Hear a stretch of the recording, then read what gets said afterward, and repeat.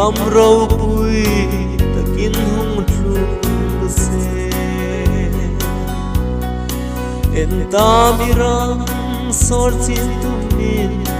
nui thu dei na sulit lama iping hungin choi moi ro se o isu ka sandam tu ipingin choi moi ro ai zol par lili kotlang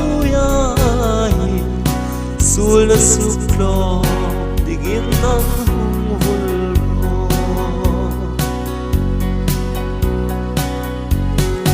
ring tu lai sul na lei ko hinay lalpa mingan shil poi zavi aping siting palno may ni apel siting no mai ni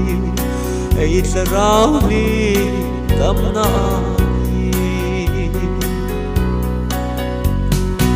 o isu ka sandam tu ipingin choi moi ro ai zol par lili kotlang ya sul na suklo tingin ng humulro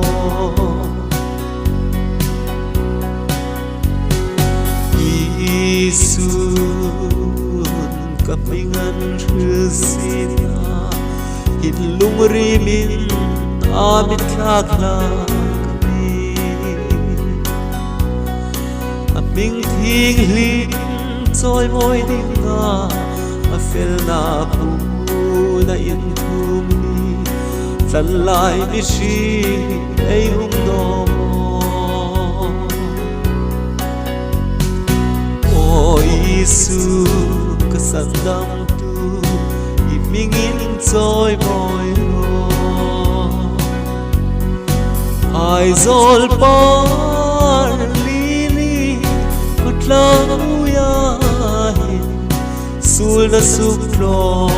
tingin ng humulro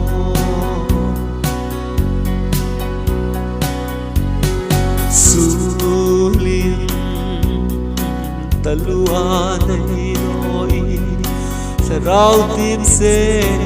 lo chui mang savi vanalal na thing him tak ko vela leng lai king fi sen farin anrum